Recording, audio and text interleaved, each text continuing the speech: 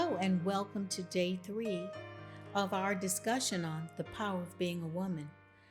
After writing over 42 books, people always ask me, what's your favorite book? Well, books are like children. You love each of them differently. But I just feel that this book is such an important book for the hour that we're in. Remember, this is the cover that you chose when we had our contest, and now it is ready to go. It is on Amazon. You can pre-order it on Kindle. You can order print copies. It is there for you. And I am relying on your support in my first self-publishing effort to get the word out that women are unique, they are powerful, and they are a gift to the world. Well, we're on day 3 as I've just been giving you a short tour through each chapter. And so we are now talking about taking the lead. I like to start every chapter with a poem because it's just my inner ramblings and my take on the different things that I'm going to share with you in that chapter. Wisdom spread her skirts and sat beneath the tree, tucking prudence and discretion beneath her feet.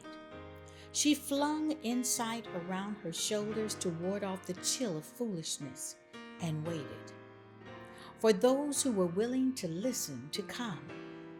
The invitation had been voiced that all who chose the way of life should come. Come and drink of what she served. She waited, not insisting, not vaunting herself on unwelcoming ears, for she knew that time would tell the fulfillment of her words.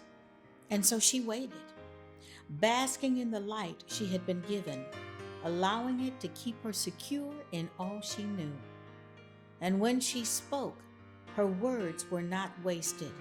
They fell on the fertile ground of thirsty hearts that came craving refreshment. Diamonds were given to only those who recognized their value. For wisdom did not waste the gifts of God on the undiscerning, saving them from stumbling on self-imposed offense. For wisdom knew that timing was everything. You see, there's a way to lead and a way to lead as a woman. Many have said that, men are intimidated by powerful women, but I don't think that's really the case. I think that men secretly admire powerful women, but get turned off by the way they wear their power. I believe that there is a way to transition from the boardroom to the bedroom seamlessly without losing your femininity, embracing the art of womanhood, and still wielding the very strong power of influence. Women are rising up and taking their place all over the world. Just in the United States alone, we've got 1 elected vice president. We have 26 serving in the Senate, 101 in the House of Representatives, 1 Speaker of the House, 9 serve as governors. And Nigeria is so proud of Ngozi, who has risen up to take her place as heading the World Trade Organization. There are women running nations, New Zealand, Germany. My cousin is Prime Minister of Barbados, West Indies, and on and on.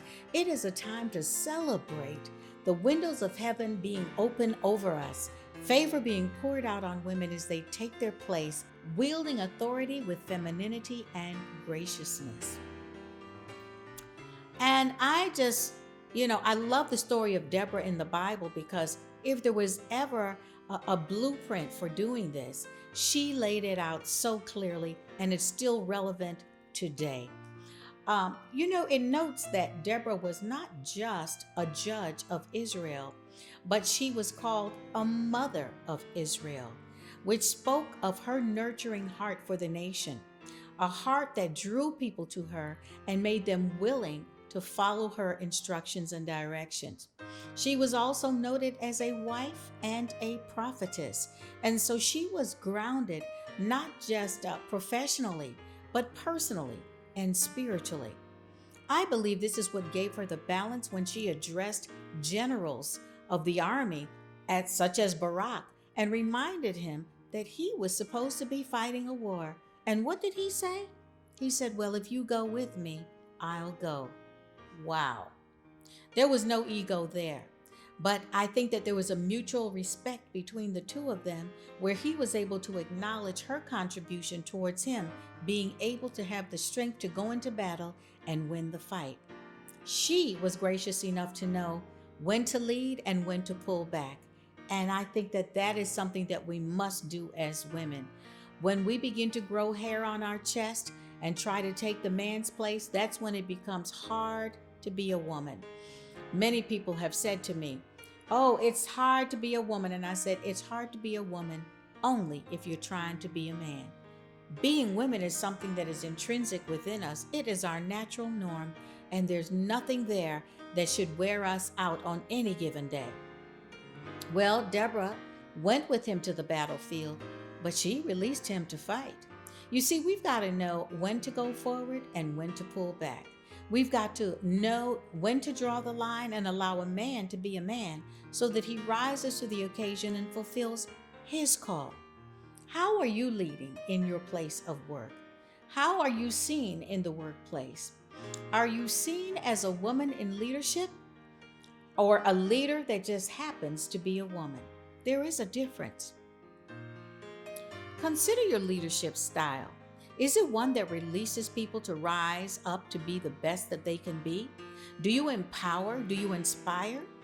Or do you micromanage? Just because you can doesn't mean you should. Let me say that again.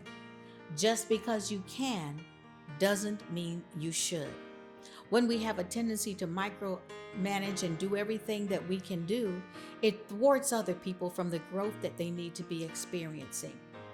A true leader knows how to allow followers to grow into leaders. A good leader is a servant leader. Deborah served the army, served Barack, and allowed them to be released to fight their own battles and win their own wars. And she was there at the end to applaud them and encourage them to higher heights. It's been said on many occasions that if someone had the chance to choose if they would work for a man or a woman, that they would work for a man. They preferred men leaders because they felt that women were led by emotions.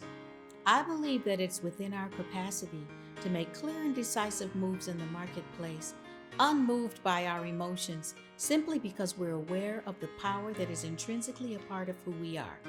When we're secure in who we are, understanding that we are in our position because it was given to us not just because of grace, but because of our skill set, we walk in a security that releases people to rise and shine without feeling intimidated ourselves.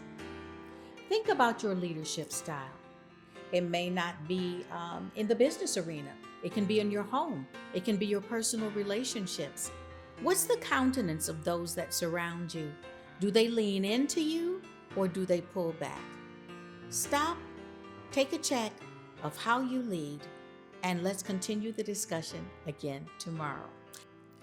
Don't forget, it's the power of being a woman. You need this book because it covers everything from our friendships with other women, our relationships with our men, relationships with ourselves, relationships with God, relationships with your children. It covers the broad spectrum of how we can be effective in every walk of life. You will not regret picking this up. And guess what? If you pre-order or if you order the first 2 weeks after the release in December 1st, I will send you a free gift, a devotional workbook to coincide with your study of the power of being a woman. Also, we're going to have a major powwow about the power of being a woman Saturday, December 5th. So there's so many exciting things come up. I want you to be a part of this journey of just discovering your most powerful self.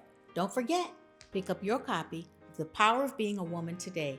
Log on to michellehammond.com for more details. Don't forget to click the link in the caption to register for the powwow. See you soon.